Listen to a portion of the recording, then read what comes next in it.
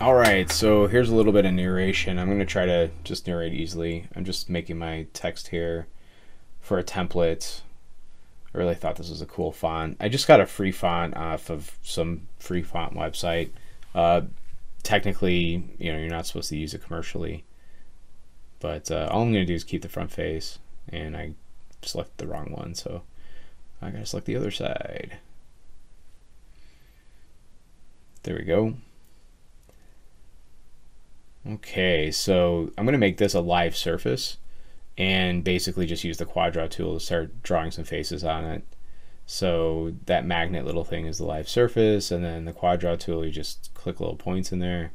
They'll stick right to it, and you start off with like one quad, you hold shift, and all the directions for the quad draw tool are right below it in the menu. You can go ahead and look. So I just put in some edges holding control, and then holding tab you can drag edges out, and I'm just trying to get a even balanced topology throughout the whole thing. I'm not there yet. You'll see me later like add in edges and stuff to try to make it balanced and even, but here I am just trying to draw another quad. Sometimes they try to grab like to the surface above, and so you need to put like some points closer, and then all of a sudden it will work.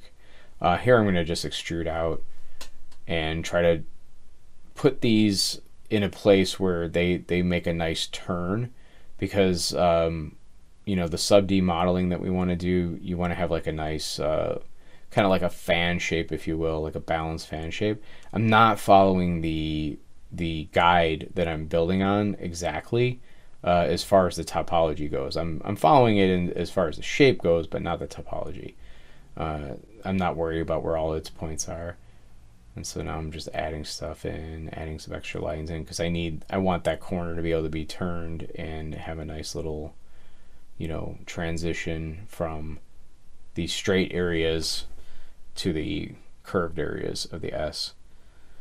And then the other thing, the big thing, is like building fences. So to hold the shape well, so that when you smooth it, that the object like looks like a really nice high-end solid model, you have to have the right kind of fencing. So yeah, here we're just keep extruding stuff, getting stuff in the general shape.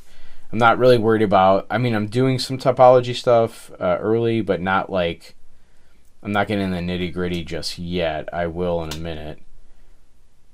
So here, just again, like just getting that fan shape to come around so that it's balanced and even. So you'll see when I actually smooth it, if I'm doing it pretty good, so it looks fine. But if you weren't to have like balanced topology, then you would know when you smooth it. Okay, so here's where I'm starting to add in some edge loop or some fencing. Like I just put, I'm putting in these holding edges, so that when I smooth this after I've extruded, it will hold the mesh, and it will have a nice little bevel on the edge. That's the insert edge loop tool with the equidistance from edge put on. Here I am just holding shift and dragging the cut tool through. So if you hold shift, you can drag the cut tool through. Can't talk. So and here I just hit backspace to get rid of that little edge in there, and that's how your corners are usually going to look. Is you're going to have like an outer corner will look that way. An inner corner looks different because you basically will have like an edge on an inner corner that comes in, but on an outer corner it just looks like basically like a square. So you'll see that repeated every time. Every time I put in some edges, it kind of just keeps happening. Now I was playing around with the shaders here, because in Maya 2025, which I just downloaded, the shaders are a little bit different. There's some, I'm not quite sure exactly what was going on. I wasn't able to get it to show up right. It's actually like Z fighting. That's really what's happening here. So it wasn't showing on top, and it was annoying me. I was trying some stuff with the materials to get them to work right. That's all this is. Ignore all that. There we go. I isolated, just Control 1 to isolate, and Control 1 brings the rest of the stuff back as well. So it does both, isolate it and bring it back. So here I'm just, again, I think I'm trying to grab the right mesh, and I'm still having problems seeing stuff, so I'm super annoyed and trying to fix this. And I do eventually come to the solution that I was going to try like doing color so that I could see it better, but again, it keeps like drawing the not what I want on top. There was also a problem that I was having with it's like seeing through the mesh, and I thought it was a normals problem, but I'm not sure if it was a shader problem. Okay, so here I'm just trying to figure out my fencing. What I showed in the other video, the intro video to this, is a much better way to do this. But this will work too.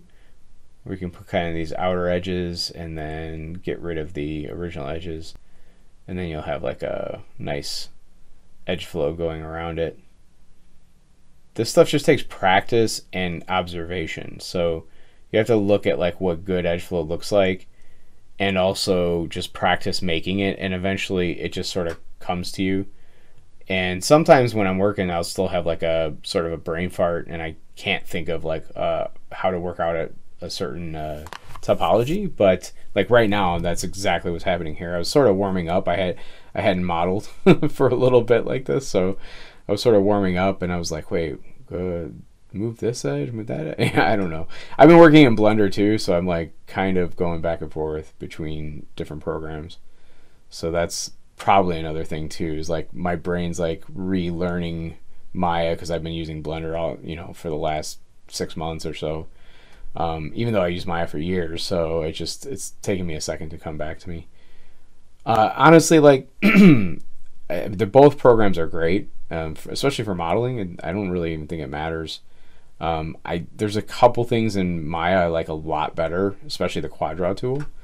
I think is like far superior. I think Blender has one that you can buy or something, like an add-on, but the Quadra tool in Maya is a hot object, hot tool, if you will. I finally got it right. I don't know what was going on with my brain. I was not figuring this out well, and now I'm just going to start balancing. I was, no excuses. I guess I was just having a brain fart there, but now I'm getting it. Okay, so you can see like there's the key is that you want to have these fences around, so like you can edge slide and add in edge loops really easily throughout your whole mesh, and everything's nice and balanced, and that will hold that edge that goes around will basically hold the shape of the mesh when you smooth it, especially on the corners. It'll be like a nice bevel.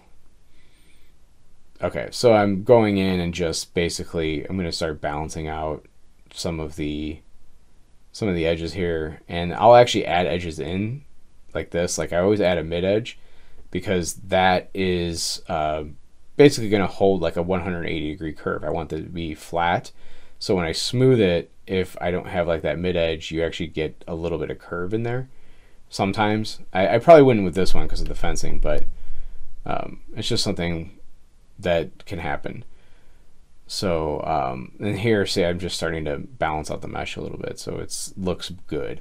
That's a thing that's like, you don't really need it for a game engine per se, but if you're wanting to be a modeler and you want to show off your models, it's a really good idea to have like clean topology, because you know, if you're doing stuff like rocks that you decimate and you don't need clean topology, it doesn't matter. But if you're doing stuff that's like text like this, or like vehicles, or you know, any really good hard surface stuff, you want to have good topology, because it looks amateur, like you don't really know how to model well if the topology is bad. So you know, you're trying to impress whoever's looking at your portfolio. They should be able to look at it and go, oh yeah, this person knows what they're doing. That should be kind of their response. So yeah, here I am just again balancing stuff out, you know, moving those edges so that there's like a nice curve going around. And I think I'm pretty much done with this one, other than I had it smooth when I was moving some of the corners to try to see how to match it up to the background template. that I'm using, but it sort of threw it off too much, so I go back and like I'm adjusting this and just putting it back to where it originally was. And I don't know if I'm fuddling right here or what. Oh, I know what was going on. I kept selecting the background object, and I think this is where I finally put it on a layer, which I probably should have done in the beginning, but I didn't. So poo-poo on my technique right there. I should have. Typically, I like to like organize and do layers like right away if I'm in the right mindset, but sometimes I just jump in and start working, and then later I'm like, oh, I should have put this in layers, you know. But once it starts annoying me, like I'm selecting the wrong stuff, then I put in layers so I can lock one of the layers so you can't select it. So this is, yeah, now it's starting to come out. That I hit Control 1 with that vert selected, and that's why it isolated just that vert. So typically I only like to isolate the whole mesh, but on an occasion I might just isolate some polygons to work on. Now here, I feel like this is too faceted. Even if I was going to use a low poly model, this is too faceted. It looks too low poly going around that corner. And I'm going to go ahead and first try to see if I can bevel it. I'm going to try to bevel them to like balance it out, but that didn't quite work right. So I just undo that. And then I'm going to use the cut tool with the edge flow on, which will basically add you'll see it, those look straight, and I was going to do it by hand, and then I realized I was like, oh, I have edge flow, so I undid it, and I go down to the edge flow, turn the edge flow on. You can see it'll actually add in that little curvature if it's set to 1. It doesn't always work right, and you do need to turn it off because it will stay on even if you drop the tool and come back, it'll still be on. So it's one of those things where it's really great when it does work. When it doesn't work, you'll know about it usually pretty quickly, hopefully. So yeah, that I feel good about. That's a nice curve. It's a nice turn. Now I'm going to save it because I actually made some progress. I definitely suggest saving stuff up front, but in this case, I was kind of going gung-ho and just running at it hard. And I didn't save it until here, so. All right. So looking at this, yeah, it's pretty good. It's balanced. And this, I'm showing here how the edge flow works. See, like if you have good edge flow, you should be able to drop edge loops into like any of those areas, and it goes all the way around the mesh for the most part. So that's all that example was, why I just started doing that. Wasn't actually going to model anything there. All right, so now because a lot of this is repeated, there's these repeated shapes, I'm just going to go ahead and use what I've got and basically mirror this over. So I'm going to move the pivot point right to the center so that when I mirror, it'll mirror perfectly. And you'll note that I'm trying to stay close to the background text, but I'm really not like trying to be on top of it like it's like it's like my rules for life or something like that. Even those I don't necessarily stay on. I try, but rules of life are hard. All right, so we're going to go ahead and mirror this to the X, positive X, and then we'll mirror it down. And I liked the little flange that comes up at the top on the bottom, so I just left it. Oh, actually I didn't mirror it down. I rotate it. So I just did this and rotated it and moved it down.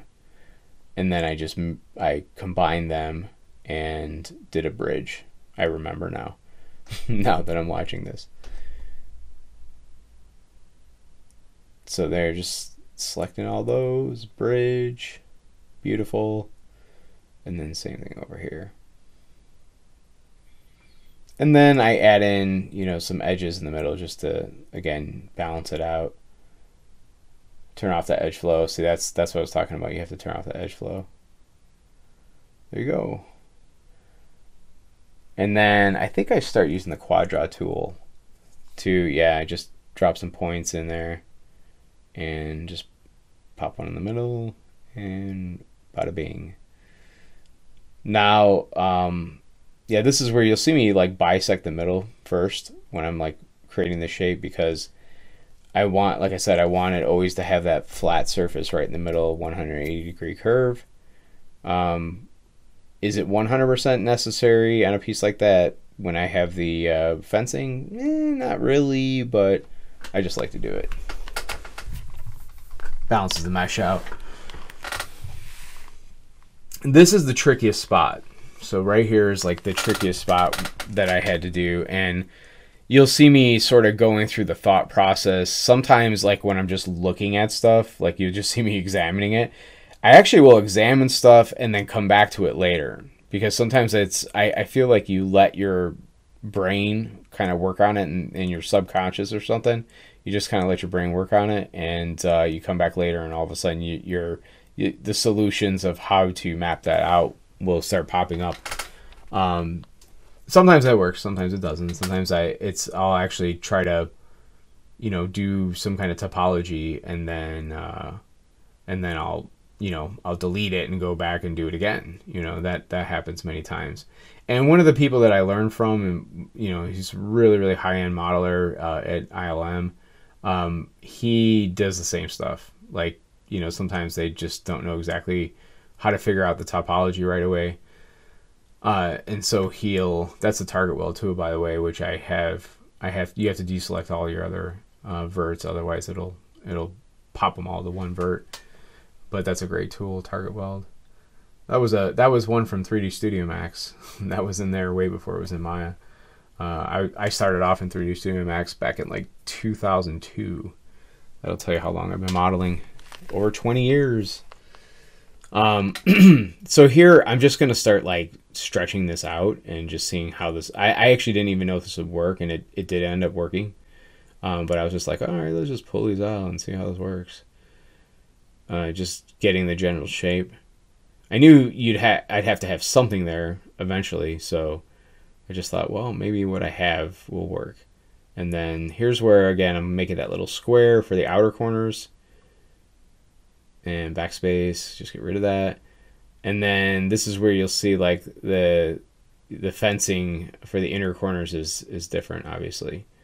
So here I'm just going to cut around this shape here, and then basically I just was deleting the stuff the negative shape there, and I didn't know exactly where this was going to go, and I just started kind of cutting. I knew like at the end of the day I was going to need like the fencing, and it was going to need to be quads, so I just started doing it to see what would happen, and it actually worked out fine. I didn't really have that hard of a time with this part.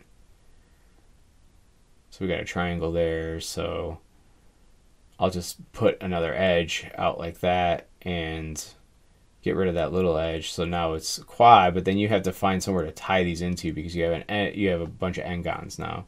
So I've got the two n-gons right there, and that's the tricky part. So this is where you start kind of trying, like, okay, how do I tie these pieces together into like another edge? So I'm going to have to obviously add some edges in. So this is what I'm doing now, is I'm thinking about it, and I'm thinking about what it would look like. So I ended up just popping an edge in there, and so that edge loop goes all the way around. And then from here, I just put an edge out, and when you have something like a flat straight area like this is like a easy way to just kind of terminate an edge, basically. So I just use that right there,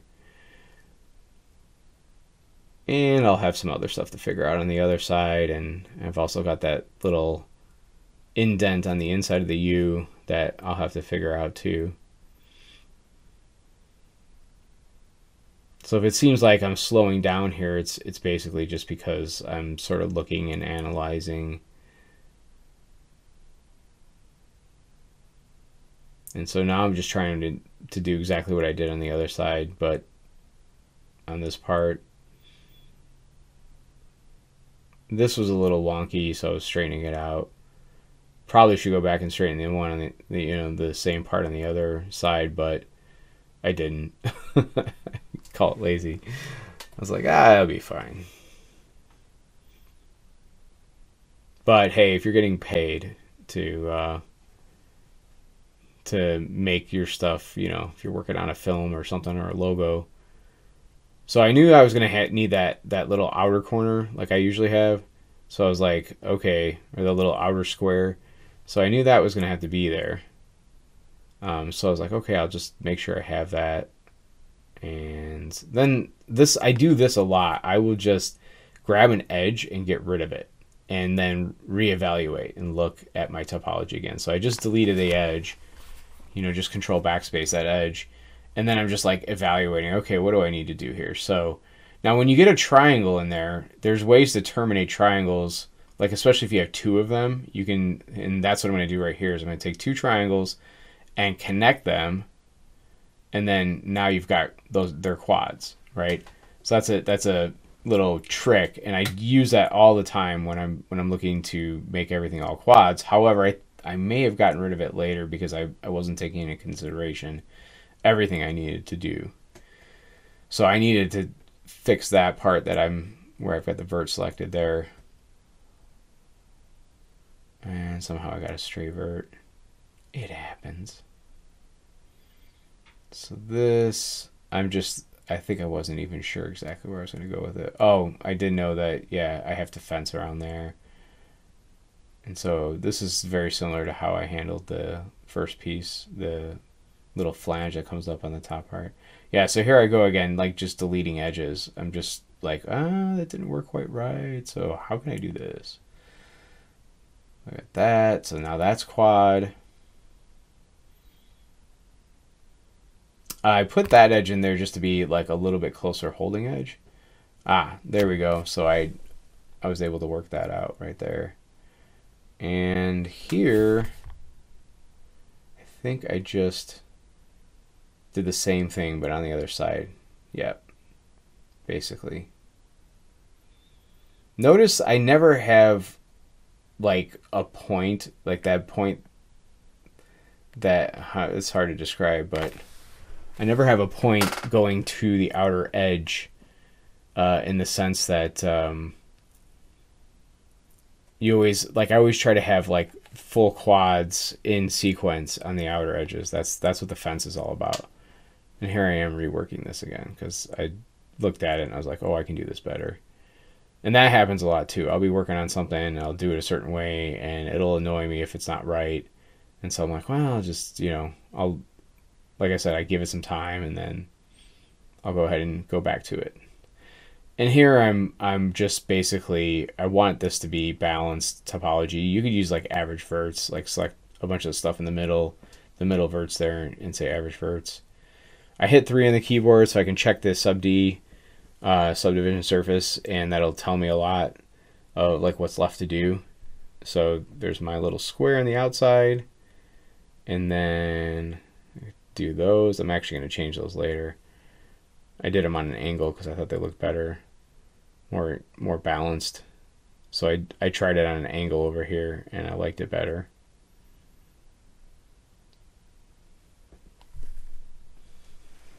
So we get rid of that.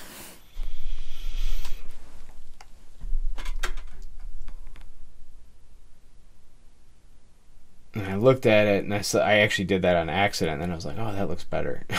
So I went ahead and got rid of the other ones and did it like on an angle because I thought it was neater looking. And like I said, like for a game engine, you don't need these extra edges that I'm adding in right here. I'm just doing that for like an even balanced look. So if I wanted to show off like my ability to do text as a sub-D model. But I like, if I was going to put this in my like a level, I can get rid of all the extra edges that are unnecessary and just have like I would probably still keep the fencing stuff, or I would bake out you can bake out normal maps from the high poly that will make it look like it's beveled. So that's the other option. The nice thing about the fencing though is that you can actually make it look like it's beveled even without baking out normal maps from a high poly. You could just add like whatever surface details. That's a little bit higher topic for the day. We'll not talk about that today any more than I have. So here I'm just gonna get rid of the stuff that I've got there, and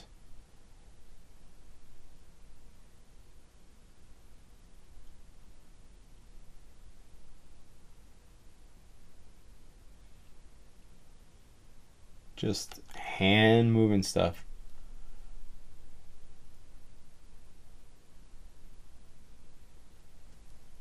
I was just checking to see if that center piece was supposed to be there.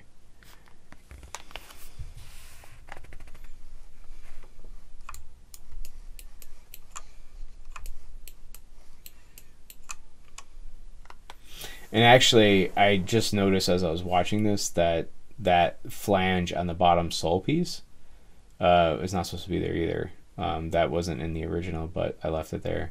And actually, I never even thought about it until just watching this right now, so I'm fine with that. Okay, so I extruded, and now I'm going to split everything in the middle first. So I'm splitting it all down the middle of the extrude, and then I'll come in and put in the fencing edges. But you can see when you have, like, this is what clean topology, I can put in these edges like super fast. Make sure you do the inner edges on stuff like that, because otherwise it's only the outer edge only will hit the outers. And yeah. And I don't know if you know, there's like some weird see-through artifacting that's happening, and it was tweaking me out, and I didn't know if it was the materials, I didn't know exactly what was going on, if it was the normals. I did have one of the faces, the normals were going the wrong direction, and so in a second here I'm going to check them, but I'm checking the material first to see, like, oh, do I have transparency on? See that? Like, yeah, like I was getting this transparency. Now that is from the normals, but even after I fixed it, I was still getting this weird transparency, and I'm not sure what it was coming from. So I was sort of doing some troubleshooting right in the middle of this to figure it out, because I was making sure that it wasn't a big problem. So here's the face normals, and so I can look at the face normals, and I could tell on the backside that they were going the wrong direction. So because I don't see the tick marks going out, and then so what I did is I conform, and then it basically took whatever was going the wrong way and conformed it to the majority of the other normals.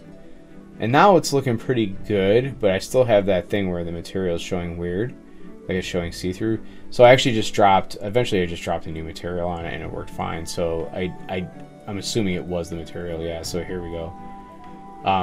Now I'd soften the edges, right? So if you do your edge looping correct, even without having the smooth on, it almost looks like you have a bevel. And that's what I was saying, like you can use that in Game Engine even, you know, if you do your normals correctly, or I should say, sorry, your I guess it is your normals, you know, but if you do your edge looping correctly, you can have it look like you have bevels on the edges even though you don't. It's like a little trick, it's a shading trick.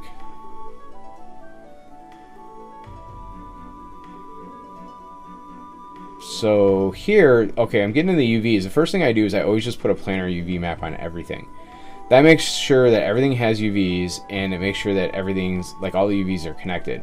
Then all I have to do is go through all these different edges and double click on them. I'm grabbing the whole edge loop, and then I'm just gonna go ahead and cut them, and I'll eventually do an unfold to get the UVs like relaxed into the position they should be in, and then I do a layout. So that's the basic whole principle. I was breaking, I don't always break up like these the extrude edges like you just saw, like I don't always do that, but in this case they would have been so long that I didn't need to have them all one piece. I'll usually just break up one little edge right there, but in this case I broke them all up into little like pieces, because based on usually on the corners, just because I wanted them to fit in the UV map much easier. And if we're going to 3D paint this anyway, then it doesn't really matter if you break them up. They should be good, as long as you have like your normals and your well, as long as your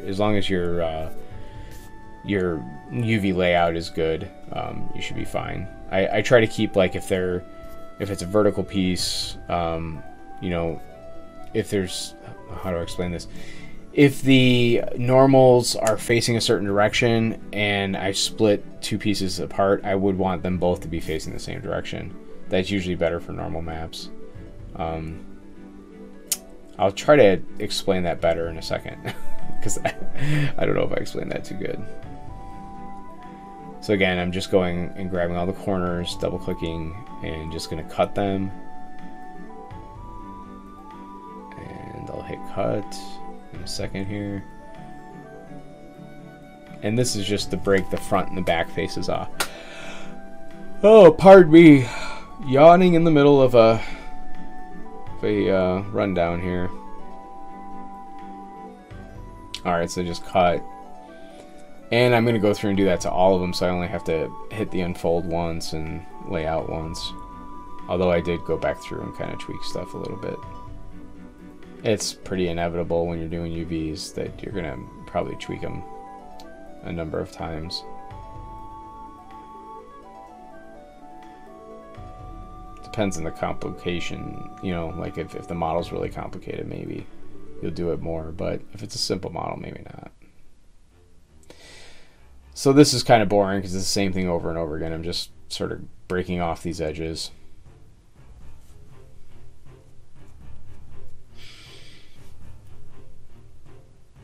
If you have edges that are straight and you can keep them straight, that is a great thing, because your pixels, you have to remember pixels are like little squares and they're basically on a grid, so your pixels can match up perfectly if you can keep like straight edges that go to straight edges that way in your UVs. So anytime you get into like organic stuff where, you know, you have maybe like a, you know, a face or something like that, the body, where you have to do splits and then you have to relax it or unfold it, you'll run into areas where it's, you know, it's not going to be like a pixel per pixel match, because it's not like a straight line, because it has, you know, it has to be in like an organic shape. But when you have like a pixel per pixel match and it's in a straight line, then you can basically, you'll get better UV or texturing results. So here this must have been when I was mirroring, this got screwed up, so I'm just fixing it. And welcome to the realities of modeling. I mirrored that and I didn't check the threshold, and so it actually took some of the edges and welded stuff together that I didn't want welded.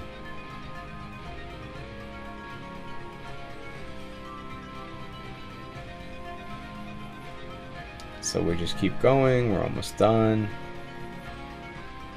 This is super fun to watch. Maybe I should have played this one at 3 times the speed, because it's kind of the same thing over and over again.